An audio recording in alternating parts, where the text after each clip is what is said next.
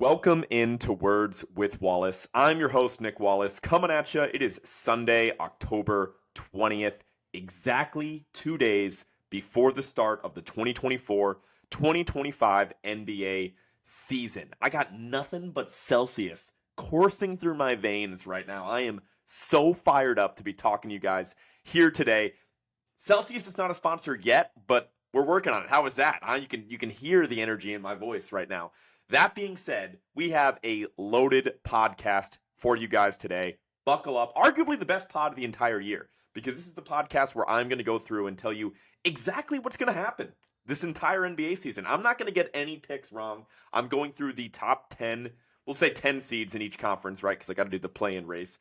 And then I will give you all of my awards picks, some value picks as well. Hopefully, I can make you guys a little bit of money, but it's going to be a loaded pod, guys, so buckle up and enjoy. Before we dive into the podcast, we did get some pretty crazy NBA news.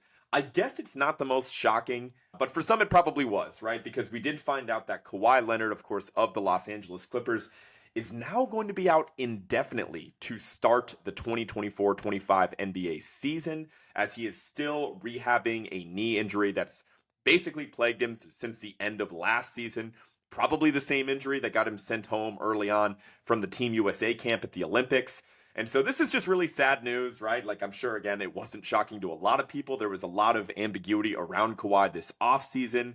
They're going into this big new arena, which looks awesome, by the way, and we definitely have to get my guy Dime Dropper on the pod here pretty soon. He's obviously a massive Clippers fan. He's at all the games, covers Locked On Clippers as well, and I want to get his thoughts on the arena because I've heard great things about it. But they're not going to be having Kawhi in that arena. So that is a massive blow. Again, Kawhi was extended, I think, halfway through last season when he was really balling out, looking like an MVP candidate. And now the injury bug bites him again. Big loss to my guy Shane's fantasy basketball team as well. Shout out the Granby guys. We had an awesome draft the other night for a fantasy basketball league.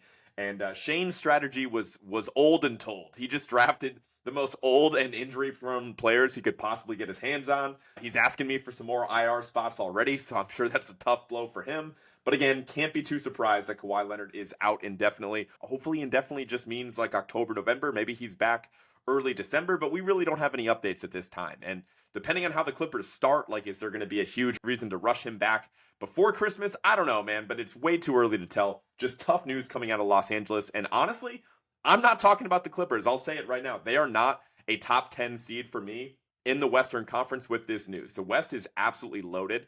And I actually went on to talk about 12 teams in the Western Conference, and the Clippers still are not one of them. So that being said, I wanted to touch on that before I forgot. And if we have any other updates on Kawhi Leonard, we will definitely cover it on this here podcast. So let's kick it off to the Eastern Conference. I know a lot of NBA pods out there will kind of go through the over-under win totals for each team. Feel like that shtick's been done before, and frankly, I don't want to talk about all 30 teams in depth. I just wanted to do like the more relevant teams. So I'm going to go ahead and predict 1 through 10 in each conference. Let's start off with the Eastern Conference, and we'll start at the bottom, build a little bit of suspense as we work our way to the top. And so the number 10 seed in the Eastern Conference coming up for this season, this is where I have the Chicago Bulls. Last year, they were the 9 seed. They had a 39-43 record. And, in case you guys were in a coma, I am just going to go through and read you all of the new players on each roster, as well as all of the departing players from last year's team, just to kind of catch you up as to what the offseason looked like for all of the top teams in each conference. So the Chicago Bulls, they drafted Montas Buzelis. I think he was like a top 10 pick in the draft. Seems to have some promise. I think there's some questions with the outside shot, but if that's falling at a high clip, he should be a pretty good player. So that might end up being the most notable addition for the Chicago Bulls. They also made a pretty big trade, swapping Josh Giddey and Alex Caruso, the rare 1-for-1 player trade, in which they did get back Josh Giddey. They also added Chris Duarte, Jalen Smith, and Talon Horton-Tucker. And they also lost, of course, Alex Caruso in that Josh Giddey trade. They also lost Andre Drummond, and they lost Javonte Green. So the Bulls are going to be a really tough watch again, I suspect. I mean, look, Zach LaVine missed the majority of last season, so maybe you could make that as an argument, getting him back in the fold, that could add a couple extra games. But I think the real reason for optimism with this Chicago Bulls team is that Lonzo Ball is back in action. Shout out my guy Brendan. I know Lonzo is his favorite player. He's been waiting like 3 years for him to be back in action. So it was really heartwarming to see him play in a preseason game. He looked pretty damn good. Obviously, they had like everybody mic'd up in the locker room where they gave Lonzo the game ball, and everybody was thrilled to see him back on the court. So I don't know what he's going to give for this Bulls team that is now kind of weirdly deep at guard, too. Like, Giddey's there. He's a guy that requires the ball in his hands to make plays. Lonzo is a really high IQ basketball player, but I think he's best as a primary ball handler. They had Kobe White as a breakout player last year. Ayo Dosunmu was pretty good for the Bulls as well. And then, of course, you have Zach LaVine, who's definitely an on-the-ball scorer. So it's a clunky roster. There's not a lot of depth at the big man position as well. And frankly, they've just always found a way to sneak into the play-in. I think basically every year the play-in has been a thing. And then they always underwhelm. So I'm not high on the Bulls. And even though I think the East is definitely weaker than the West, I can't put them any higher than the 10 seed in the Eastern Conference. So let's keep it moving. Moving up to what I have is the number 9 seed in the Eastern Conference this year. This is where I have the Atlanta Hawks. Obviously one of the most, arguably the most disappointing team of the previous season. They were a 10 seed last year in which they finished 36-46. But they had a pretty big offseason, right? They got super lucky in the lottery, landing the number 1 overall pick, albeit it was, as of right now, looking like a pretty weak year to land the number 1 overall pick, but who knows? They did take Zachary Risache, number 1 overall. We'll see what he can contribute. They also had a pretty big trade in the offseason, which they moved on from DeJounte Murray. In return, they received Dyson Daniels. They also received Larry Nance and Cody Zeller. And obviously the notable departures, DeJounte Murray, like we just mentioned. And then AJ Griffin, he was kind of on the bench last year. He was traded to Houston, and then he left the NBA to find God. So shout out God, man. That is big time. AJ Griffin did retire, so that's kind of crazy news coming out of Atlanta and then I guess now Houston. But that being said, going back to the Hawks, again, they were really disappointing last year. I'm almost shocked that Quinn Snyder still has a job. I felt like that was a pretty talented Atlanta team. Like, that's kind of been the story for them the past couple years, is that they have a lot of talent. They've had a lot of depth. And I feel like this year isn't all that different, right? They actually got even deeper by drafting Risache, by getting like basically a 3-for-1 of guys that might actually play in Dyson Daniels, Larry Nance, and Cody Zeller. And even that like front court depth, like they're already pretty deep there with Capella and Okongwu as well, as a guy that I know a lot of Hawks fans are high on. So we'll see. Like, I think there is like a world in which they get a lot better. I felt like the fit between Trey and DeJounte wasn't all that great. But there's like a big tier break going from the number 9 seed to the number 8 seed. Like, it gets really good really quick after Atlanta. So even if they marginally improve on their really disappointing season from last year, I still think they're a play-in team at the absolute best. I really don't see a world in which they suddenly crack like a top 6 seed in the conference. Like, that just doesn't really compute with me. So that's where I have the Hawks at the 9 seed. Moving up to the 8 seed in the Eastern Conference, this is where I have the Indiana Pacers. Now, this could come as a hot take to some, given the Pacers obviously made it all the way to the Eastern Conference Finals in the playoffs, albeit they did get swept by the Boston Celtics, but basically all those games were pretty competitive. Last year, they were a 6 seed in which they were 47-35. Pretty quiet offseason for the Pacers. They brought in James Wiseman, and they did lose Jalen Smith. So I doubt Wiseman, former number 2 overall pick, is going to amount to anything at this point, but that's an interesting flyer for Indiana. So basically the same team, the same coaching staff. So why on earth would they not get any better? And I don't know. I do think the Pacers are a little gimmicky as a team. I know that they made it all the way to the Eastern Conference Finals, but I don't want to, judge them too much based on the schedule that they had. But I just really don't see a world in which they beat Milwaukee in the first round if it wasn't for Giannis being banged up, Dame missing like 1 or 2 of those games as well. So I think their offense is great, and I think they're really high powered. The pace they play at is ridiculous. And I think that makes them a really tough regular season matchup. So maybe I'm dumb for having them this low. But again, the defense is a real concern. I don't see anybody on this team really taking a leap. Like, I think the breakout campaign was great for Halliburton last year, and you can argue maybe they'll be better with him returning to full health. But again, I just think that there's 7 teams above them in the Eastern Conference that are really good, that I like more. I certainly like the 7 teams I have above them more in the playoffs, which again could sound crazy, but then again, I don't think I have many Pacers fans that listen to this podcast. So whatever, man. And they're definitely in the same tier as like some of the teams that are above them. Like, they could make it all the way up to a 3 seed, and it wouldn't really shock me all that much. But I had to put somebody at the 8 spot, and that's where I landed on Indiana. Moving on to the 7 seed in the Eastern Conference, this is where I have a team I actually really like, the Orlando Magic. Last year, they were the 5 seed in the Eastern Conference, in which they were 47-35. Decent offseason for the Magic as well. They added KCP, Kentavious Caldwell-Pope from Denver in free agency. It was also announced the other day they signed Mac McClung. For those interested, I'm sure they're really excited to have him come February. That's probably his only relevant weekend of the year. And then, of course, they drafted Tristan da Silva. As far as departures, they did lose Markelle Fultz, who's somehow unsigned at the moment, which is kind of surprising to me. They also lost Joe Ingles. So more or less the same Magic team as last year. I actually think that overall they could end up being a better basketball team, but I just don't know if they end up having a better record, or certainly don't expect them to have a higher seed. It's just a really loaded Eastern Conference at the top.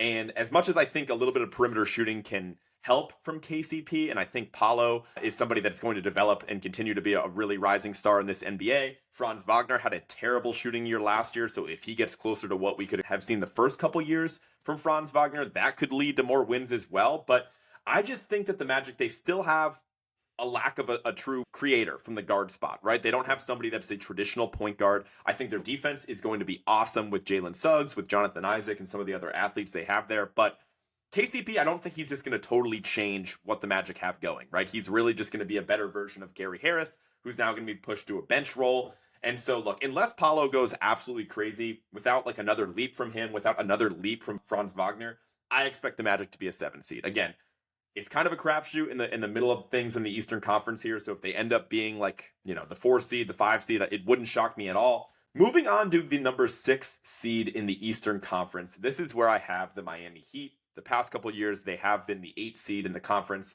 Last year, their record was 46-36. Pretty quiet offseason for Miami as well. They drafted Khalil Ware, the center from Indiana, who looks pretty awesome in the preseason. And they did lose Caleb Martin, which I definitely must admit was a pretty big blow. But that being said, like, last year was a pretty shitty year for Miami. I know it wasn't all that different from the regular season the year before, but like a lot went wrong for the Heat during the regular season. Like, Jimmy missed a decent amount of games.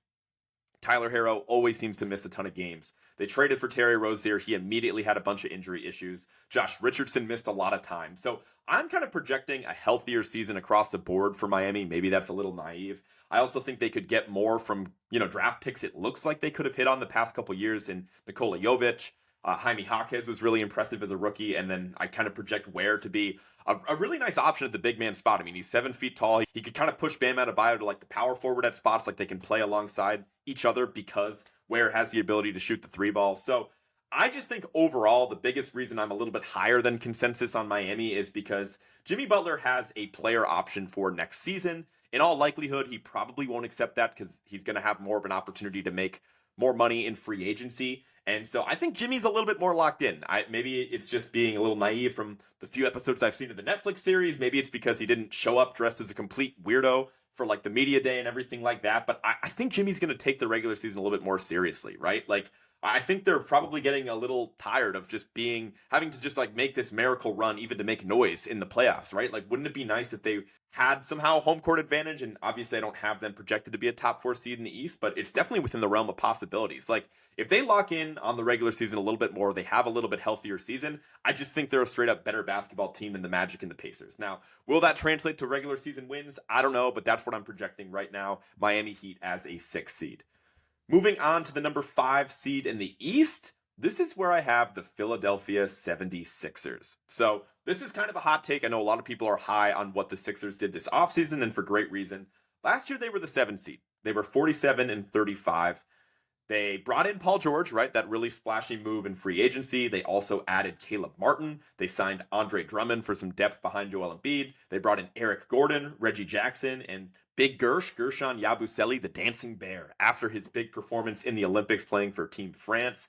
They did have some losses as well. Of course, Tobias Harris moved on, Buddy Hield moved on, Cam Payne, Paul Reed, Nick Batum, all playing for different teams as well. So kind of overhauled a lot of their depth in Philadelphia. Obviously, the splashy additions, Paul George, and I think Caleb Martin's a sneaky, really nice pickup as well. I do think this team is a lot better. And I know that's kind of crazy to say and then only have them projected to be a slightly higher seed, but it sounds like they're going to take resting Joel Embiid pretty serious. And now they can rest Joel Embiid quite a bit, and he's still going to play presumably more games than what he did last year, assuming he stays healthy throughout the year. But it doesn't look like we're going to be seeing Joel Embiid on the second half of back-to-backs. And I think it's just going to take a little bit of time for that roster to gel. I don't know how sold I am on Nick Nurse as a coach. And it's just more of the fact that I think there's just some more talented teams in the Eastern Conference. And any of these teams between like the 8 and the 2 seed in the East, They could move around really in any order and it wouldn't be that shocking. I just think there's going to be 2 or 3 teams above the 76ers that are going to take the regular season a lot more serious.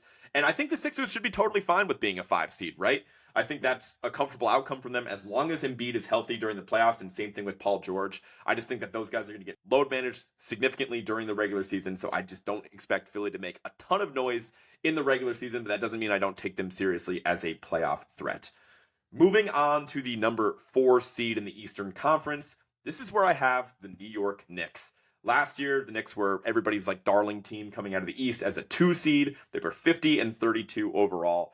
Very busy offseason for the Knicks, as we've documented on this podcast, making all the headlines with that splashy move for Karl-Anthony Towns a couple weeks ago via trade with the Timberwolves. They also brought in Mikal Bridges. They signed Cameron Payne for some guard depth.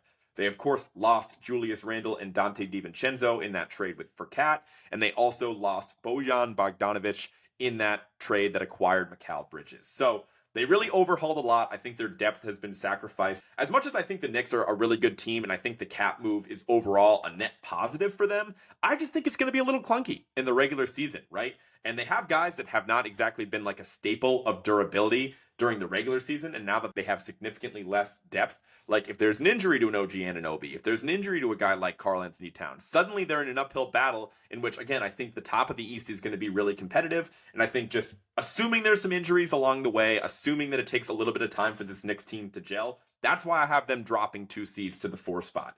Now, again, I take the Knicks very seriously. I still think they are the second most talented team overall and probably the biggest threat to my Celtics coming out of the East. But if we are talking simply regular season, it wouldn't shock me to see them being a 4 seed, and it wouldn't shock me to eventually getting Celtics Knicks in the second round of the playoffs, but that's getting way ahead of ourselves there.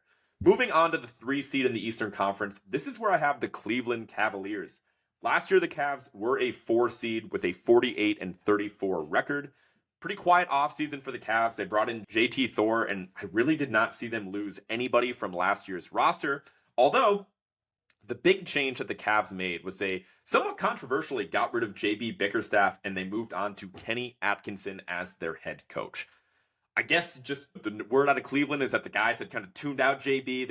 It seemed to have kind of bad vibes in the Cleveland locker room. And for whatever reason, the players started tuning him out. They had to make a move. Now, Kenny Atkinson was a guy that a lot of people were high on. I believe he was the Nets coach once upon a time, and that's where he had the most success as a head coach.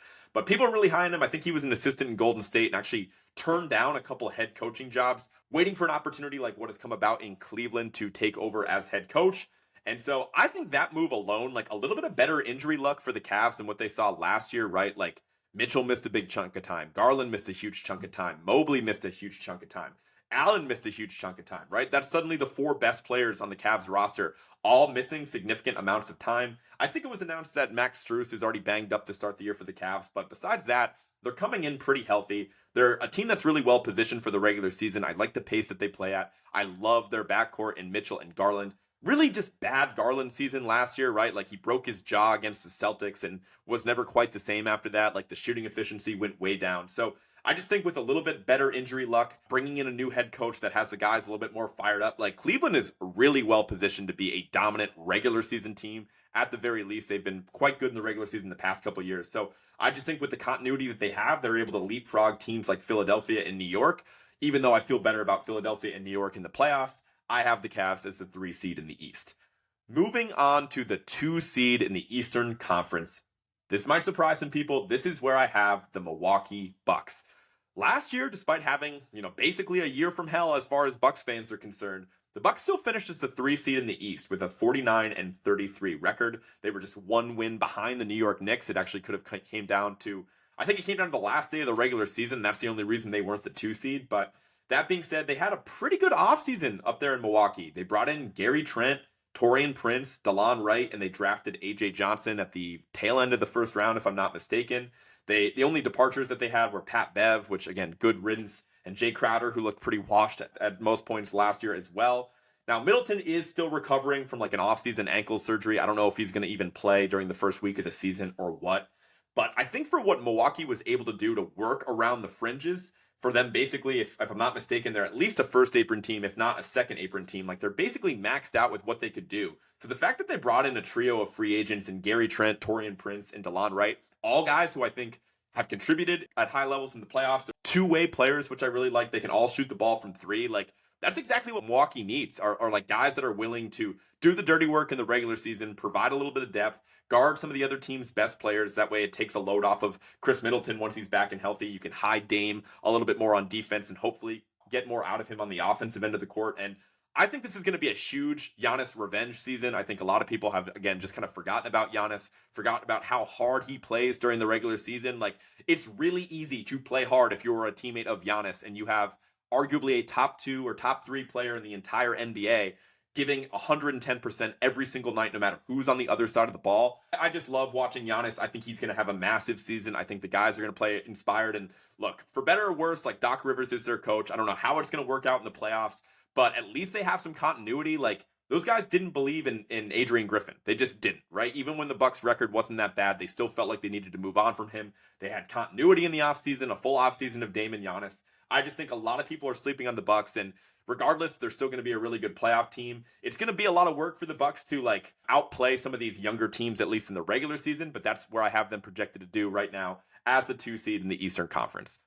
Finally, this should not come as a big surprise. My number 1 seed in the Eastern Conference for this upcoming season is going to be my Boston Celtics. At risk of being a homer, I think you guys can understand where I'm coming from. Celtics were far and away the best team in basketball last year. They were the number 1 overall seed. They had a 64-18 record. As far as the offseason, they were able to re-sign everybody. They literally did not lose anyone in the offseason. They drafted Baylor Shireman at the end of the first round, and so maybe he gets some minutes. I kind of doubt it. I did just want to mention RIP Celtic Lonnie Walker. That was a fun couple weeks span from when we signed him to like a couple different 10-day contracts and whatever. Ultimately, I like Lonnie Walker. I think he could have been a nice depth piece for us, but with the way the salaries were going to work out, to sign Lonnie Walker to a real full season contract, it would have resulted in like an additional like $10 million in tax penalty, which just didn't make sense to the Celtics front office, so I get it. Hopefully Lonnie Walker ends up on a team. Like, it is kind of sad to see a guy that has real NBA chops starting off the season as a free agent. Like, he is clearly talented enough to be on an NBA team. So that's a little disappointing. Shows that the league is probably ready for expansion. Some other notes on the Celtics. Kristaps is out until at least Christmas, so I am keeping that in mind when I still project the Celtics to be the number 1 overall seed. But here's the deal. They don't need to win 64 games to be the number 1 seed in the conference. Like, they were, 14 games ahead of the Knicks, who were the 2 seed last year? Like, they can be a significantly worse team. They can lose basically 10 more games than what they lost last year, and I still think they could be the number 1 seed in the Eastern Conference because, I don't know, maybe I'm drinking the Kool-Aid here, but I think if there's any coach in the NBA that is psycho enough to get these guys conditioned to play just as hard this season as they did last year, it's Joe Mazzulla. All the stuff I'm hearing from him this offseason has been very bizarre but very positive for me as a Celtics fan. And I don't know, I just think that there's a positive way to spin how the offseason went for guys like Jason Tatum and guys like Jaylen Brown. Jaylen not even getting the nod to join the Olympic roster after being named, of course, Finals MVP, Eastern Conference Finals MVP.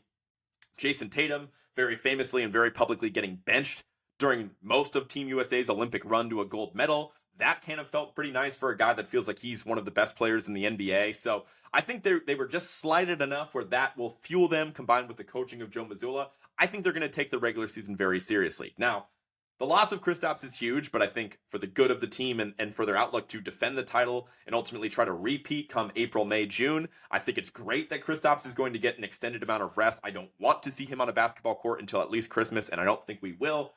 It is going to be a lot of work for our bigs in order to just kind of make up for that loss. Like, Kristaps was obviously a huge X factor for us last season, but we're going to manage Al's minutes. I think it's just really huge having Luke Kornet back on the roster again. That move that we made at the trade deadline last year to bring in Xavier Tillman is going to be massive. I absolutely love Tillman. He just is a really difficult guy to dislike, but I think with how hard Tillman and Kornet play on defense, that's going to really just keep the Celtics train rolling during the regular season. They're not really losing anything on the defensive end by losing Kristaps, right? I know Tillman's a different type of defender, but Kornet's still a great rim protector. Tillman's really flexible. I've seen some off-season clips of Tillman shooting threes. I don't know if that's going to turn into anything. I do think the Celtics will have a significantly worse record than last year, but not significant enough where they are not the number 1 seed in the Eastern Conference. Now let's move on and talk about the Western Conference, which I must admit is a little bit more exciting from top to bottom. I think the interesting thing that I realized when I was going through this exercise, giving my genuine predictions as to where all these teams are going to finish, in the East, I had like the same exact top 10 seeds as last year, right? I didn't have any surprises coming in from the bottom, like no offense to Charlotte, Washington, Toronto, Detroit. Like, I think they're going to end up being in more or less the same exact spot. I didn't really have a real need to talk about those teams. As far as the West, when you're looking at the top 10 seeds last year, I think there's two, maybe even three teams that were outside of the play-in picture last year that have a real argument to be made to be in this conversation this year. So the real question is, what teams that were in last year do you have to bump out to make room for? I'll spoil it right now. I think the Rockets are going to be really solid. I think the Grizzlies are going to be really solid. And I think you can even make an argument for the San Antonio Spurs. So ultimately, we're going to have to talk about the teams that I kind of bump out of the playoff picture in the West, but we'll get there. I am going to start at number 12 here. I know I said top 10 seeds in each conference, but frankly, I think the West is so deep that there's 12 teams worth talking about. And it's my podcast, so if I want to start off and talk about Victor Wembanyama and the San Antonio Spurs being my 12th seed in the West, that's exactly what I'm going to do. So let's start there. Again, the Spurs were pitiful last year, right? They were the 14th seed in the conference. They were 22-60. But I like the offseason for the Spurs quite a bit. Maybe I'm too high on the Spurs offseason. You guys can let me know. The big move was getting Chris Paul, in my opinion. I think that is just such a no-brainer, awesome fit for Wemby. All year long, we're complaining as people that are league pass junkies that can't get enough of watching Victor Wembanyama that the Spurs so desperately need a point guard. They had Trey Jones coming off the bench. Like, they tried playing Sohan at point guard for a while. That obviously didn't go too well. They bring in the point guard in the twilight of his career. Granted, I know he wasn't super productive for Golden State, but if he actually has the chops to play, 28, maybe even 30 minutes a game, I think the Spurs could be a competitive team. Not necessarily a play-in team or a playoff team, but I think they're going to be competitive. And I think there is a world in which they crack into the playoffs. Obviously, combine that with the fact of Victor Wembanyama, the projected ascension that we see from this guy, I think that's going to be huge. They also added Harrison Barnes, another veteran, to bring into the locker room, and they drafted Stephon Castle from UConn with the 4th overall pick. The only notable departure for the Spurs, again, they sucked last year. I mean, they lost Cedi Osman. I think he's playing overseas now. You look at that list, is it really that overwhelming? Like Chris Paul, who's ancient, Harrison Barnes, who's obviously way past his prime, and then a rookie. Obviously, if that rookie hits and Wemby truly ascends, like there is a world in which the Spurs are in the play-in race. I just couldn't quite get there. I can't bump out any of the 11 teams above San Antonio, but I'm rooting for it. I hope I'm wrong. I really would love to see the Spurs at least in a play-in setting. That atmosphere would be electric. I'd love to see Wemby in like a playoff type atmosphere. So that would be a lot of fun. I can't quite get there. I hope I'm wrong though. Number 11 seed in the Western Conference. This is again one of the teams that was in the mix last year that I had to bump out. At the number 11 seed in the West, this is where I have the New Orleans Pelicans. Last year, they were the 7th seed in the conference. They were 49-33. They had a busy offseason. I just ultimately don't like the net of the moves that they made. They brought in DeJounte Murray in that trade with the Hawks. They also signed Daniel Tice, and they signed Javonte Green. But they lost a lot of guys, and especially a lot of bigs. They lost their 2 big men from last year, right? Jonas Valanciunas is now playing in Washington. Larry Nance is, of course, in Atlanta. They also lost Dyson Daniels, Najee Marshall, and Cody Zeller. So the strength of the Pelicans team is a lot of that was their depth, right? And I think they lost a significant amount of depth. They still have a lot of guys. Notably, Brandon Ingram does still play basketball for this team. Despite all the offseason trade rumors, he's still a member of the New Orleans Pelicans. So I guess when you have him, you have Zion, you have Trey Murphy and Herb Jones, you still got CJ McCollum. There's a lot of talent, but I don't know if there's like a worse time in the NBA to like not have at least one center option that you could turn to, right? That's why I was a little lower than consensus on OKC last year. I didn't feel like they had a traditional center, but at least they had Chet. Like, Chet's still 7 feet tall. Chet's still a rim protector. Like, I have no idea what the Pelicans are going to do at the center position. Like, I love Daniel Tice. It seems like the story of his career is that guy is always relied on to play about like 10 minutes more per game than what he actually should be playing. I think he's a nice rotation piece. Look, there's a world in which he starts. There's a world in which they play Zion at the 5. And look, some games it's going to work, and they're going to be shooting the ball well from 3. Zion's going to be a matchup nightmare, and they're going to run teams out of the gym. But I think more often, they're going to run into a big team like Denver that's just going to pick them apart, right? They're going to run into even Sacramento. Like, who the hell is guarding Sabonis? They're going to run into a team like Minnesota and not have any answer for Naz Reid, and even Gobert could cause some matchup problems. Who knows? I just think it's just a really weird move that the Pelicans don't have a center at all. And when you have to really be picking nits in these teams because the West is so loaded, that I'm just going to say, because they don't have a big man to start the year, Brandon Ingram's still there. That could bring some weird vibes to the table. That's going to reduce Herb Jones and Trey Murphy's minutes when those guys should be ascending right now. I just think it's kind of an awkward team, and because I have to pick Nits, I have them as the first team out of the playoffs. So that being said, if they go out and they trade with a team like Portland that has a ton of big men, maybe I like the Pelicans a little bit more, but for right now, I have them on the outside looking in. Moving on to the 10 seed in the Western Conference, this is where I have the Golden State Warriors. This is exactly where they finished last year as well. Believe it or not, they were the 10 seed last year, even though their record was pretty solid. They were 46-36 last year. Busy offseason for Golden State, but overall, I'm not enthused with the moves that they made. They brought in DeAnthony Melton, who I kind of like. They brought in Kyle Anderson. They brought in Buddy Hield. But very notably, Klay Thompson has moved on. He signed with the Dallas Mavericks. They also lost Chris Paul, and they also lost Dario Saric. So I think the net of those moves, I don't really like it for Golden State. I think Kyle Anderson is one of the most overrated players in the league. People compliment his IQ. People compliment all the little things that he does well. He also doesn't do some pretty big things well, right? Like, he's not an explosive athlete. I don't think he's elite on the defensive end of the court. I think that his jump shot sucks and you can't rely on it. And I think the spacing, having a guy like Draymond Green, who is one of your foundational players, and you mix that in with Kyle Anderson, who isn't bringing you a lot of size and he's still not spacing the court. And then, oh yeah, we have Trace Jackson Davis, a guy that we really like from last year that's also a non-shooter. And then we have Kevon Looney, who's a staple of this team, who's also a non-shooter. Like, the same problems that have existed in Golden State continue to persist this year, right? Like, they don't have a ton of size. They don't have a ton of shooting from their bigs. They lost Dario Saric, which was their only, like, real stretch five option that they had.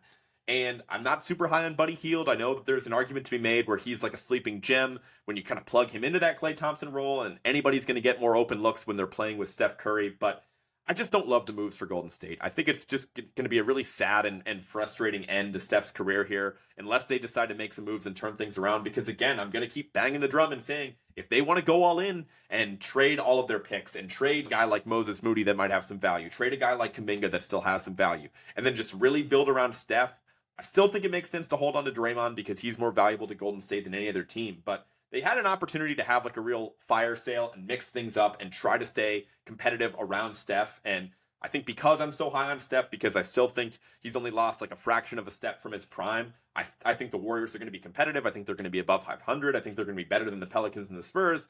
But I don't even know if they'll make it out of the play-in games, just like last year, right? They ended up losing to the Kings in that first play-in game, and that was that. So that's where I have Golden State at number 10. Hopefully I'm wrong. I'm always going to be rooting for Steph, but we will see.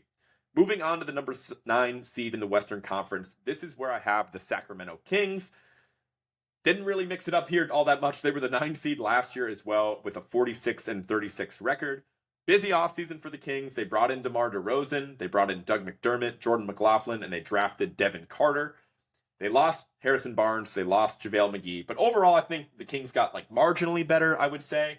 The issue is that like their defense is terrible. I mean, they're kind of like the Pacers of the Western Conference, right? They play with great pace. Their offense is fantastic, and it's only going to get better adding DeMar DeRozan, but their defense is pitiful, right? You're going to catch some teams off guard, but I think a lot of teams know what to expect with the Sacramento Kings because they've had their shtick down the past couple seasons, right? Like, what was it, 2 years ago when they were a top seed in the West? Like, that was pretty exciting and entertaining. But even then, it resulted in them getting bounced from the playoffs. I know this is the regular season that we're talking about here, but I just don't see a reason why the Kings would suddenly make a leap. Maybe you could argue that Kevin Huerter, who had a pretty down season last year, plays a lot better and in a lot of close games, right? So you could make the argument that the ball bounces their way a few times and the middle of the West is super competitive. Like, they were only a few wins off from being a top seed last year, but ultimately I think things shake out basically the same this upcoming season, and the Kings are your 9 seed once again. Moving on, at the number 8 seed in the Western Conference, this is where I have the Los Angeles Lakers. Again, they were the 8 seed last year. I promise I did make some changes on this list along the way. You're going to have to take my word for it. The Lakers were the 8 seed last year with a 47-35 record. They drafted Dalton Knecht, who has been lighting it up in the preseason out of Tennessee. Obviously a 4-year player there, so he's a little bit older for a rookie, but he's really polished. He's a great shooter, a guy that a lot of people think JJ Redick will have a lot of fun with. Of course, it's worth noting. I don't know if you guys heard this. They drafted LeBron's son as well. Bronny James is a member of the Los Angeles Lakers. Don't expect him to get a lot of minutes.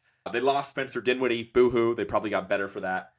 I just don't understand how the Lakers were so bad in the regular season last year. Like, they got 76 games from Anthony Davis, and they got 71 games from LeBron, which does it happen again? And even if it does, like we saw what the ceiling was last year, like the big change, I guess, is going from Darvin Ham, who a lot of Lakers fans hate, to JJ Redick as a rookie head coach. And, there is a world in which you spin it where the Lakers definitely have the talent to be a top seed in the West. But when your entire team is built around two guys that are fantastic players, still like top 15 players in the NBA, but are definitely a little past their prime at this point, like, I don't know. Something's not clicking with the Lakers team, and I don't know if JJ Redick's the guy to figure it out. So I feel like it's pretty safe to assume that they'll make the playoffs, right? They'll be probably in that play-in race. But during the regular season, I just can't picture the durability for LeBron and AD getting any better than what it was last year. I think it's going to be tough to overcome that. So I have them being the 8 seed in the conference once again.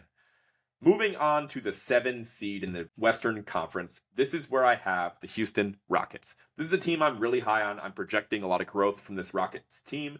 They were the 11 seed last year, but their record was a bit better than that. They were exactly 500. They were 41-41. They gave Golden State a real push at the end of the regular season for that final play-in spot. Quiet offseason in Houston. They drafted Reed Sheppard, a guy I'm super high on, with the number 3 overall pick in the draft out of Kentucky. The only departure was really more of a vibes loss for the Rockets. They lost my guy Boban Marjanovic. I have to reflect on him. I don't know if you guys remember at the end of the regular season, and likely what will be his final moments in the NBA, because I think he's playing overseas somewhere now. It was one of those like free chicken giveaways. I think he was playing against the Clippers, his former team or whatever, and he intentionally bricks 2 free throws. Standing ovation from the Los Angeles crowd, because now they get free Chick-fil-A because Boban intentionally bricked the second free throw and like pointed to the crowd while he did it. That's like the ultimate like good guy move to end a career. I love it. Got derailed there a bit. We'll zoom back in on the Rockets. I'm just really high on the Rockets. I think they're loaded. I think, if anything, the problem with Houston is that they have too many guys that are in the early stages of their career that feel like they should be getting deserved developmental minutes, right?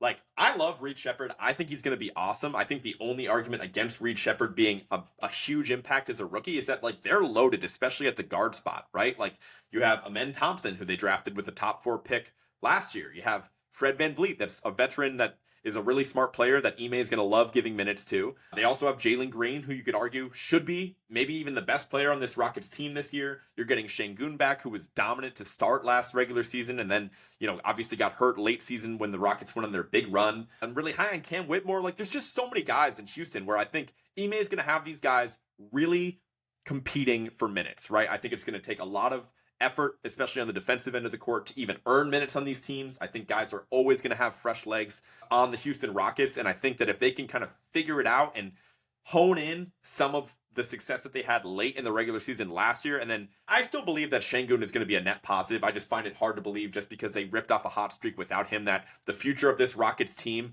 does not include Şengün in it. I think they can find a way to channel all the incredible playmaking that he does for good. And look, they're such a deep team that maybe they even, cut down Şengün's minutes a little bit, and then they turn to Jabari Smith more at the 5. I don't know, but I think they have a lot of options, a lot of different ways that they can beat teams. I think they have a great coach at the helm in Ime Udoka. So I have the Rockets as a 7 seed in the West, and I think they're at least much better positioned for the regular season than any of those teams that I've previously discussed in the conference.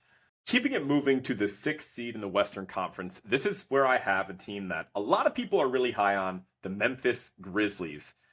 Last year, the Grizzlies were the team definitively that had the season from hell. Like, their season was just more unfortunate than anybody else.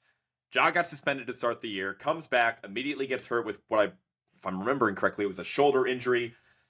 Jaren Jackson Jr. missed a decent chunk of time. Bane missed a huge chunk of time. Marcus Smart missed most of the season.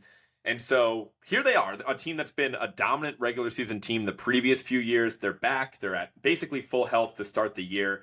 In the offseason, they drafted Zach Edey, who was really impressed in the preseason. Spoiler alert, he is the odds-on favorite to win the Rookie of the Year award. It looks like he's going to be the starting center for the Memphis Grizzlies, the big 7'3", 7'4" guy out of Purdue.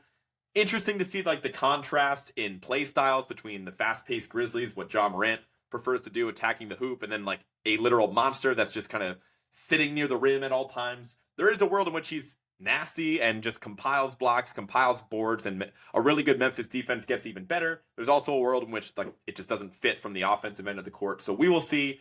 The only guy they lost in the offseason was Derrick Rose, who of course retired. It is worth noting that really the bright spot of last season was arguably Gigi Jackson and Vince Williams. Gigi Jackson, the youngest player in the NBA as of last year, he's out until around Christmas. He was a fantastic shooter last year. I'm kind of playing the middle of the two roads here. Like, look, there's a world, like some people think that the Grizzlies could be pushing the Thunder for the top overall seed in the conference. I'm not that quite that high on them yet. Like, we still need to see how this iteration of the Grizzlies with Marcus Smart in the mix complements. I think there's a lot of different ways this Zach Edey experiment can go. Jaren Jackson regressed a lot, which I think makes sense, right? Like his efficiency was way down, his rebounding and blocks were way down, but his scoring overall was up. Maybe there's a world in which it works out for Jaren Jackson and, he takes some of the offensive skills he had to develop being like the only real NBA player half the time for the Grizzlies last year, and he's able to apply that once he gets some other primary scoring options and Ja and Bane back in the fold. So I just think it's probably more of a happy medium. I don't think it's like they're suddenly taking over the league because guess what? The West is a lot better than what it was a couple years ago when the Grizzlies were kind of running things there. So I think they're going to be a 6th seed. I still think they outperform all the teams that we just talked about, but I can't get there as a top 5 seed in the West until I at least see a little bit more about how this Zach Edey experiment is going to go. At the number 5 seed in the West, I'm actually really high on this team. I wanted to make them a top 4 seed, but just couldn't quite get there. This is where I have the Phoenix Suns. Last year, everybody remembers the embarrassing playoff exit for the Suns in which they got swept by Minnesota. They were the 6th seed overall in the regular season. They were 49-33. But again, for a team that was pretty strapped for cash, they don't have a lot of options, they don't have a lot of cap room. They worked around the fringes to get significantly better in the offseason, I would argue. They brought in Tyus Jones, they brought in Monty Morris, they brought in Mason Plumlee, and they lost Drew Eubanks and Eric Gordon. I think all those guys, Tyus Jones, Morris, and Plumlee, all give them valuable depth at positions they didn't have before, right? I'm not quite banging the drum saying that the Suns' failures from last season can be attributed to not having a point guard and not having a guy that you can put the ball in their hands and then bring Book off the ball and Bradley Beal off the ball and Kevin Durant off the ball, because I think overall you still want the ball in one of those guys' hands and then they can create for the other two options. The issue is that Beal missed a huge chunk of time. They were asking Durant to do a lot in the defensive end of the court, but it is a positive for the Suns to at least have a point guard option and 2 point guard options at that you can go to create some offense if Book is blindingly hot one game and you need to have him running off screens and shooting the ball well from 3 and whatever. I think it's nice to just have that option. I think Mason Plumlee, quiet as it's kept, has had a really nice NBA career here, despite the fact it looked like he didn't even belong in the league his first couple years. He's like a really solid defensive option that they can go to if Nurkic is just getting torched and they don't feel like going down the bull route of like really high variables on both sides of the ball. So I think that just having a little bit of depth, working around the fringes, and coming into the season at least healthier than what they were last year. Now, you can make the argument and be like, hey, we can't expect the same production from Kevin Durant. He played in a ton of games. He was awesome on both ends of the court. And so even if he plays less games, I think having a more healthy Bradley Beal and having a little bit more continuity, you bring in a new coach in Mike Budenholzer, there's lots to like about the Suns, where I think they're going to be a really good team. They're still a little bit on the older side. They still don't have a ton of depth, so I can't get there as a top 4 seed in the West, but I think they are a much better basketball team as overall. I think they win a playoff series, and I think they're going to be the number 5 seed in the Western Conference this next season. Moving on to my number 4 seed in the West, this is where I have the Denver Nuggets. They were the 2 seed last year. They were 57-25. It came down to, I think, literally the last game of the regular season, which they lost a game to the Spurs, and Wembanyama just absolutely torched them. They ended up falling to the 2 seed in the West instead of the 1 seed, and we know they eventually got bounced by Minnesota. But they brought in Russell Westbrook in the offseason. They brought in Dario Saric. They did have a pretty big loss in KCP, so I definitely don't love that. Honestly, I still believe in Jokic. I think the Nuggets are still a massive threat. I think they're really slept on right now. I think any team with Nikola Jokic playing this level of basketball, it's going to be nearly impossible for them to not be a top 4 seed in the conference. Like, I feel like I'm low on Denver as having them at the 4 seed, and maybe I am, but I still think there's a world where they're literally the top seed. I think Jokic is that good. I think if they really get in the groove in the regular season and Jamal Murray just kind of shakes off that weird series of play that he had. I know he played pretty bad against Minnesota, but that's an elite defensive team. The Olympics, it's a different style of basketball. He couldn't get into his flow there, whatever. He could look great week 2 of the season, and we're all sitting here saying, like, remember when we were worried about Jamal Murray? Like, now he's paid. He's the same guy that we saw before. The Westbrook experiment, if that works out to the better, if there's any guy that can make that work, it's going to be Jokic. And so this is a bet on Jokic. It's just really that simple. I think the West is absolutely loaded. I think there's some younger teams, some teams certainly with more depth and more proven options. Like the Nuggets might have to start Christian Brown. Like that's what it's looking like right now, which is kind of crazy to just lose another piece of that championship core. But overall, I think with Jokic, they figure it out. I think Jamal Murray eventually will be fine. And I think that the Westbrook experiment is going to be better in Denver than it would be at virtually any other spot. And so the Nuggets can still be a top 4 seed in the conference. Moving on to the 3 seed in the West, this is where I have the defending Western Conference champion, Dallas Mavericks. Last year, the Mavs were a 5 seed. They were 50-32. And I think they got better in the offseason. They added Klay Thompson. They added Najee Marshall. They added Quentin Grimes. They did add Spencer Dinwiddie as well, which I genuinely, I know I hate Spencer Dinwiddie, but what does he add to this team? You got rid of Tim Hardaway Jr. I thought you already got rid of the guy that doesn't make any shots and then just guns and totally disrupts what you're trying to do with your second unit offense. What are you doing? Jaden Hardy was awesome for large portions of last season. And then you bring in Spencer Dinwiddie that's going to directly cut into his minutes and just reduce the overall ceiling of the team. I hate the Dinwiddie move. I get it. He had a nice run in Dallas a couple years ago, so the front office has given him another go. Whatever, man. I think that's a bad move. But the other 3 guys I really like, they lost Derrick Jones Jr., who was awesome, genuinely awesome for them last year. Starter during that entire playoff run. He's now playing for the Clippers. They lost Josh Green, who was a pretty consistent energy guy for them off the bench. They also lost Tim Hardaway Jr., who was pretty brutal most of last season, so whatever. I think overall the Mavericks got better, and especially when you have to remember, the trade deadline for the Mavericks last year totally reinvented them as a team, right? Them bringing in PJ Washington and Daniel Gafford. Their second half of the year record last year was significantly better than their first half record, so maybe I'm naive for not projecting a bigger jump in the West, but is it crazy to say that I don't think Jason Kidd's still all that great of a coach? I still think with the minutia of the regular season, I think Kyrie's going to miss a lot of games still. I think Luka having this lingering calf injury, maybe they manage his load a little bit more. I just think that, again, they just don't take the regular season as serious as the top 2 seeds I have above them that still have more to prove. And so as much as I think the Mavs got better, they still have a couple older guys in the roster. And I just think that ultimately they're not going to take the regular season as serious as they will the top 2 teams above them. So I like the Mavs. I think they get better. I just don't think they set the regular season on fire by any means. Moving on to my number 2 seed in the West, this is where I have the Minnesota Timberwolves. Last year, the Timberwolves were the 3 seed, just 1 game behind Denver and OKC with a 56-26 record. Obviously, they've been in the news recently. They brought in Julius Randle. They brought in Dante DiVincenzo in that trade, moving Karl-Anthony Towns away. They also signed Joe Ingles. They brought in Keita Bates-Diop, and they drafted Rob Dillingham with a top 10 pick. They lost Cat. They lost Kyle Anderson. They lost Monty Morris. I think that even though you could make the argument that the Cat deal was a bad deal, they probably should have got more draft capital, I still think the Wolves are positioned to be a dominant team in the regular season. What was the main reason that the Wolves were a top 3 seed last year? It was their defense. Their defense completely stymied teams, especially in the regular season, that didn't have a lot of time to scheme up how the Timberwolves play defense, and I think they got even better on the defensive end of the court after the Cat trade. I think Dante DiVincenzo is going to have a massive chip on his shoulders. I think if him and Ant really lock in on the defensive end of the court, that is going to make life absolute hell for the other team's ball handlers, and you still have Jaden McDaniels, you still have a 5-time defensive player of the year and Rudy Gobert. They're going to be a monster team on defense, and I think Rob Dillingham's going to be pretty good. I think he's going to be super fun to watch. I don't exactly know how Julius Randle's going to fit in and affect the offensive spacing. I think that's the big wild card with the team. But again, I think there's a world in which the Randle thing doesn't really work out and the Timberwolves are still that good. I think he will be fine, and expect, less stats than what he put up in New York, but I still think he'll be a productive player. But I still think that the people are kind of sleeping on the Wolves a little bit after this trade. They are going to be a dominant regular season team. They're a young team. They have a lot to prove. And I think Ant's going to get a lot better. And I feel pretty comfortable putting the Timberwolves at the number 2 seed in the West. And then finally, my top seed in the Western Conference should not be a big surprise. This is where I have the Oklahoma City Thunder. I would love to zag on basically everybody is super high on the Thunder this year. Everybody is going over on their extremely high over-under win total, which I think is damn near at 60 games. Last year, they were the 1 seed with a 57-25 record.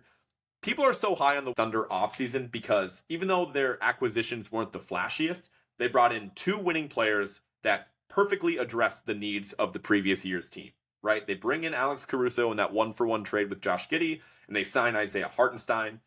The only guys that they lost were Josh Giddey and, of course, Gordon Hayward, who retired. It is really important to note before I talk about the positives of this team, Isaiah Hartenstein the other day fractured his hand and he's going to miss at least the first 5 weeks of the season.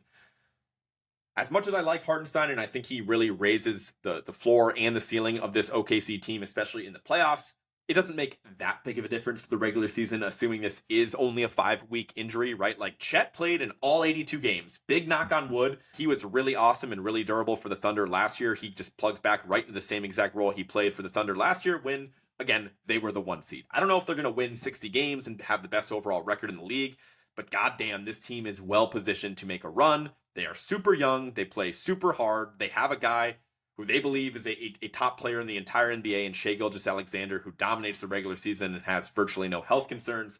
I just think that even with this Hartenstein injury, the Thunder are just really well positioned to dominate the regular season, and I just think that it's really hard to envision a world in which the Thunder are not the top seed in the conference. I think it's really hard to envision a world where it's not Celtics Thunder as the top 2 teams. Like, I'd love to zag on everybody, but I don't think it makes sense. I think the Thunder will end up being the top seed in the Western Conference. So quickly, let's run through my top seeds in each conference.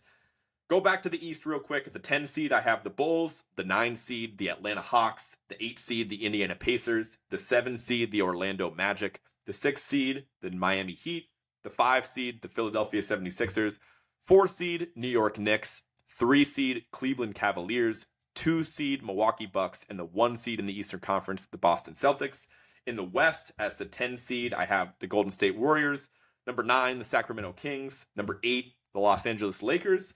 Number 7, the Houston Rockets. Number 6, the Memphis Grizzlies. Number 5, the Phoenix Suns. Number 4, the Denver Nuggets. Number 3, the Dallas Mavericks. Number 2, the Minnesota Timberwolves. And my number 1 seed in the Western Conference, the Oklahoma City Thunder. So definitely let me know if you guys agree, if you disagree. Obviously, the teams that I have falling out of the playoff picture ultimately in the West, it's going to be the Clippers. I think they were, the 4 seed last year. I have them dropping all the way out of the play-in race. Had to move down the Pelicans as well, as we discussed. And so those were really the only 2 teams that were in the mix last year for the West that I bumped out. I think the Spurs make a real run for it, but they ultimately don't get in the play-in race either. All right, fellas, let's make some money, shall we? Let's go through NBA awards picks for this upcoming season, the regular season awards, of course. For all these awards, I'm going to give out my prediction of who I think is going to win the award, and if I'm picking somebody that's basically the favorite, I will give out a value pick as well. I did take a look at the odds for all these awards, courtesy of FanDuel Sportsbook, so we will go through that in a second.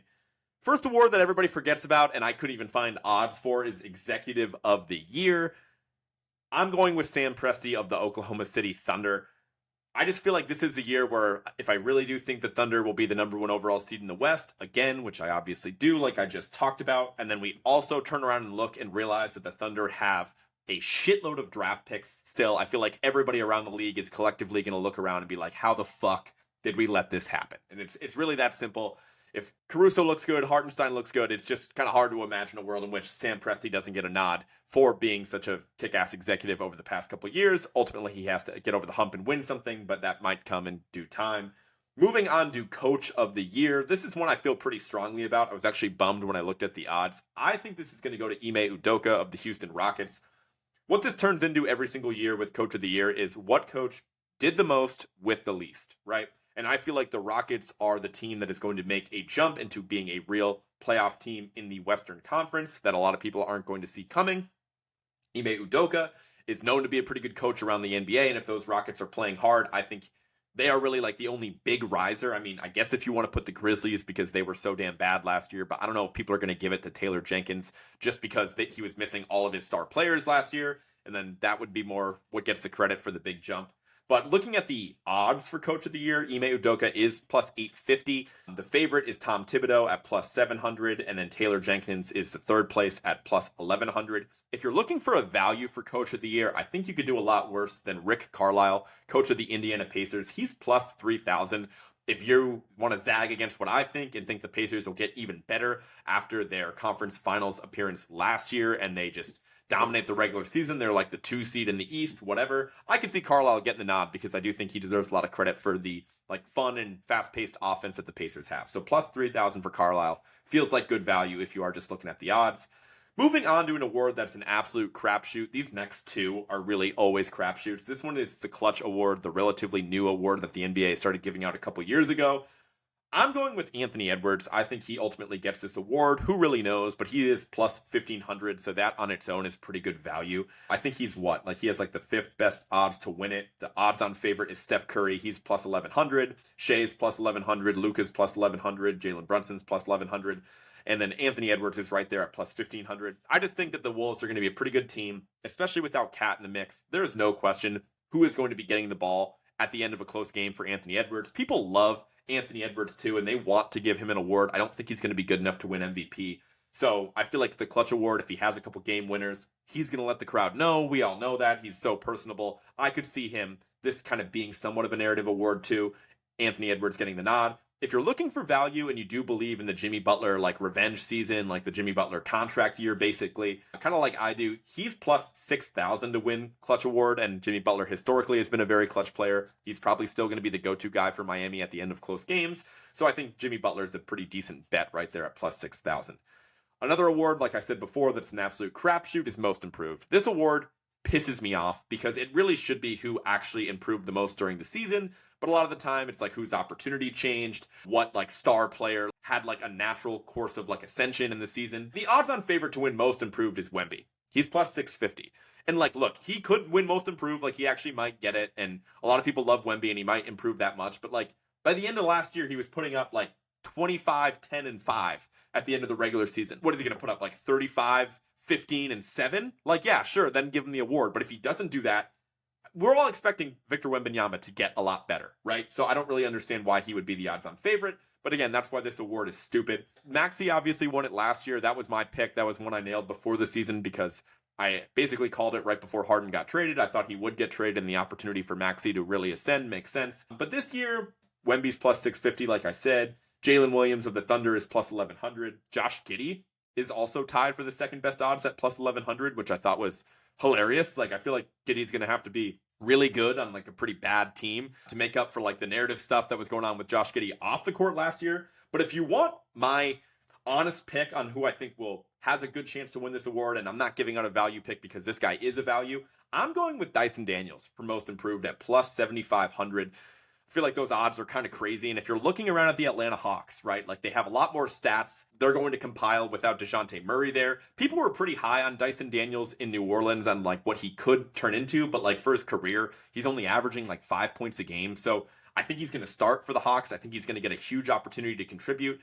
The only thing you could say is that Jalen Johnson was on the Hawks last year, probably should have won Most Improved, and he didn't get it, and so no one really cares about what's going on in the Hawks, so it's hard to imagine Dyson Daniels getting enough media attention to actually win this award. But I think the projection of him going just from like 5 points a game to like, you know, he gets up to like 15, 16, 17 points a game with really elite defense and some good stats there, he could definitely win this award. I think he's a really good bet. It is kind of funny, like Jalen Johnson, like as I said, probably deserved to win it last year, and now he's plus 1,100 for the award. It's like, no, he's not going to get it. Like, he didn't get it last year, whatever. Just kind of funny.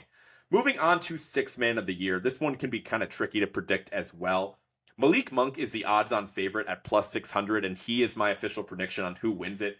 I just think it's really hard to, before we even really know, like, what these substitution patterns are going to be and who's actually going to be in the starting lineup for these teams. Like, Malik Monk, we know, is very talented. We know he's going to come off the bench for the Sacramento Kings, especially with the addition of DeMar DeRozan. And we know he knows how to fill up a box score. So I feel like he's a really safe bet. He's the only obvious player in that role. I guess you could make the same argument with Naz Reid, who should be coming off the bench again for the Timberwolves at plus 1,100, who won the award last year. Jaime Jaquez is right there at plus 1,100, but again, he might start. Like Benedict Mathurin, he's plus 1,200. There's a world where he starts. So I think the really important thing if you're going to bet on Sixth Man of the Year is being damn sure this guy's going to come off the bench, and so that's why I think Malik Monk will finally get the nod and win the award, considering he was very close last year.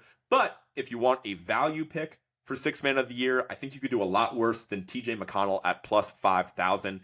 He's obviously a guy that dominated during the playoffs. He was awesome for the Pacers last year. A huge part of that was because Tyrese Halliburton was banged up and whatever, but this guy's been able to contribute off the bench in the past, and people know who he is at this point after last year's playoffs, so he could get some real buzz, and I really like his odds at plus 5,000. Defensive Player of the Year. This is hilarious. My pick is Wemby, right? Like, it's going to be Wemby. I would almost guarantee it. And Vegas would almost guarantee it as well, because the odds for Wemby to win Defensive Player of the Year are minus 155.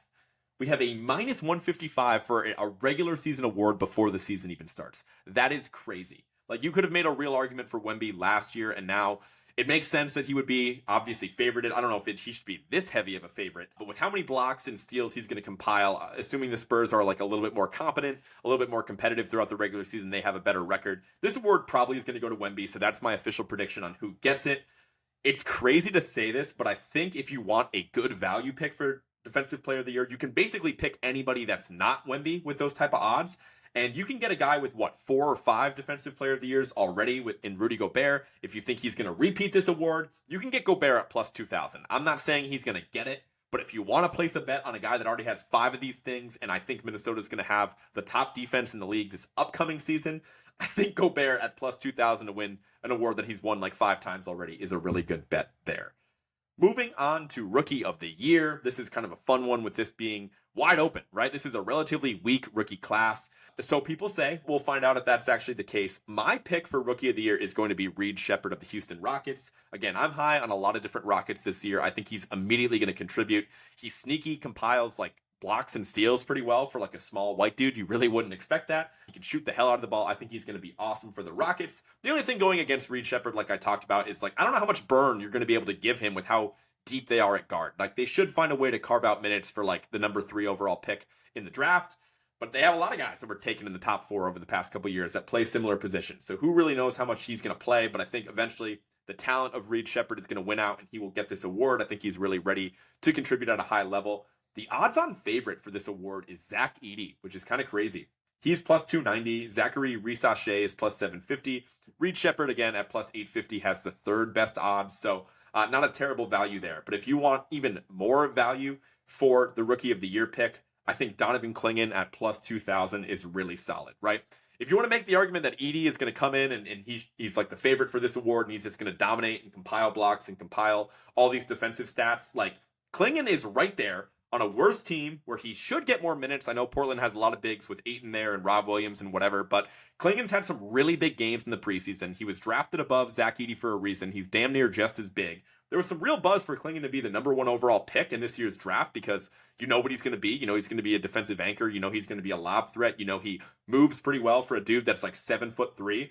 I think Clingan's a really solid player. He should have the opportunity to compile a lot of stats, and getting a guy that we know is ready to contribute at plus 2,000, like, he's basically the same thing as Zach Edey, except his odds are like 10x as good. So Clingan at plus 2,000 is a really good pick. Now, finally, we have the big kahuna, the MVP award. I put a lot of thought into this one. I didn't feel like there was an obvious choice. There's obviously a lot of good options. I feel like there's really only like 5 guys that can get this award.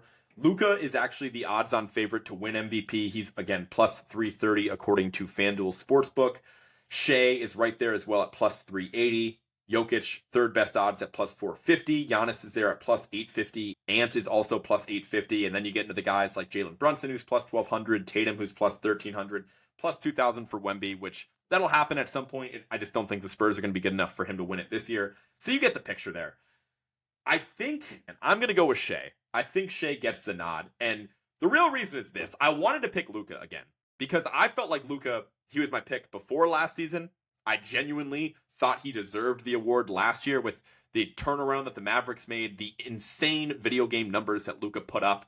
But really the only argument I have like against Luka winning it this year is like, why would he get it this year and not last year? Like he didn't get it last year. Maybe there's some block with like the voters or something like that where they just don't want to give the nod to Luka because of defensive concerns. Maybe they're sick of like how much he complains and bitches at the refs during games. I don't know what the deal is, but because Luka didn't win it last year, I don't see why he would get it this year. It's going to be basically impossible for him to have better numbers. I know the team overall will probably be like a slightly higher seed than what they were last year, but there's also some fatigue, right? Like we watched Luka play during the playoffs and he had a great run, but I think like the expectations for Luka in the playoffs were so high, like it was almost a disappointment because he was so banged up and, you know, didn't quite have the same impact in the playoffs as he did in the regular season. And again, I think the way Luka plays and how much he talks really rubs people the wrong way. So I think there's a world in which we kind of get sick of Luka. Like it's crazy to say out loud, but I'm just trying to put my head in like the general like narrative around this award. And we know it very much is a narrative award.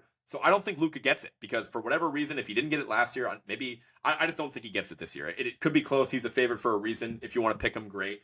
But I think it ends up being Shea. It seems like Shea, there's like a much more positive light around Shai. He's like a new toy, even though I think he's technically like older than Luka, or at least like the same age. It's just he's been in the limelight a lot less than Luka has, so he still seems newer. The Thunder are such a young, fun team. I think they're going to dominate the regular season. We know Shai is going to get 30 plus points per game. We know he's a better defensive player than Luka, and he's very crafty, so he comes up with a lot of steals as well. And so I just think that if they want to give it to the best player on the best team, there's a real chance that the Thunder have the best record in the NBA, with the Celtics not having Kristaps. So I think it's Shai's award to lose, and I think him being plus 380 is a pretty good bet.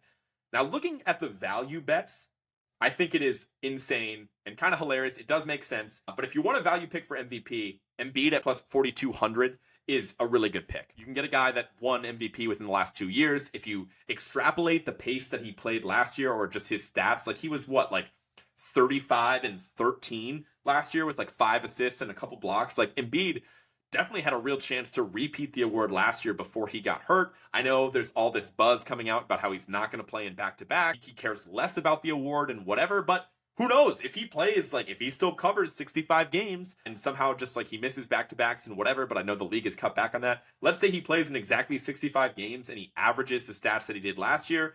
I mean, plus 4,200 is crazy odds for a guy that we know has won this award in the past.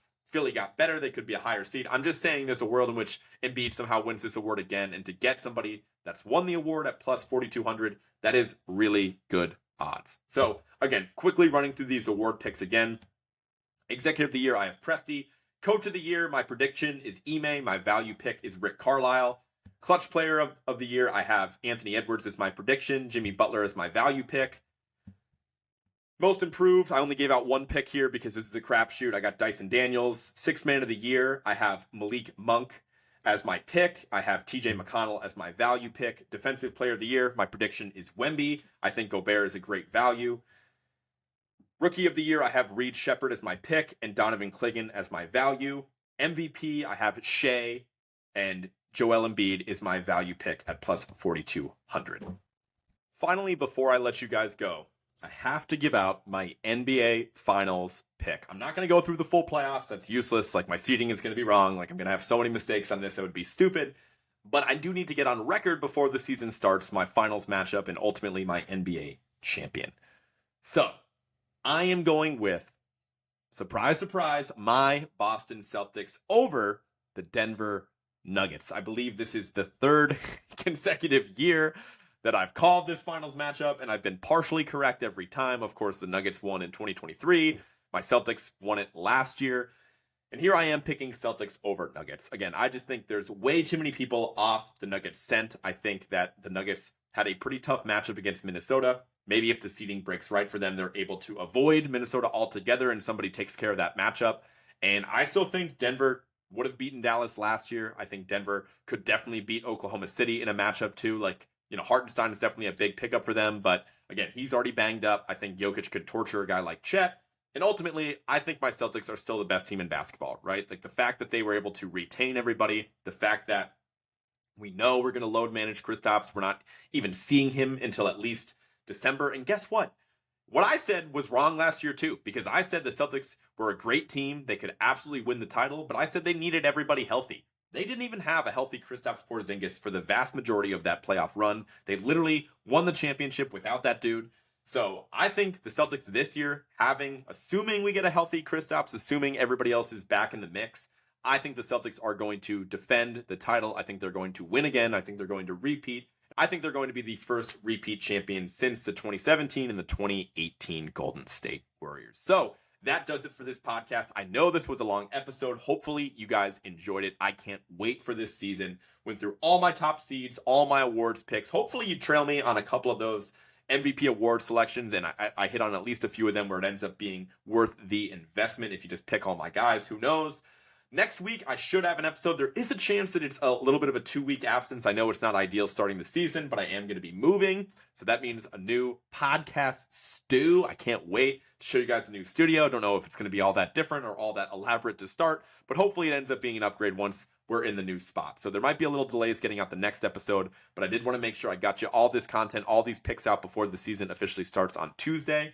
Everybody enjoy opening night. Enjoy the start of the NBA season. Before I let you guys go, be sure to follow Words with Wallace. I can't believe This is the start of the 3rd season of this podcast. I really appreciate everybody who has supported me to this point, and I would appreciate your continued support as well. Please subscribe on Spotify, Apple Music, wherever you get your podcasts. Turn on notifications so you never miss a new episode. Be sure to follow the show on social media. I'm really trying to grow this thing, at least grow the audience of the clips that I post on a weekly basis. So be sure to follow at Words with Wallace on YouTube, on Twitter, on Instagram, on Facebook, on TikTok as well. And I will talk to you guys soon. Peace.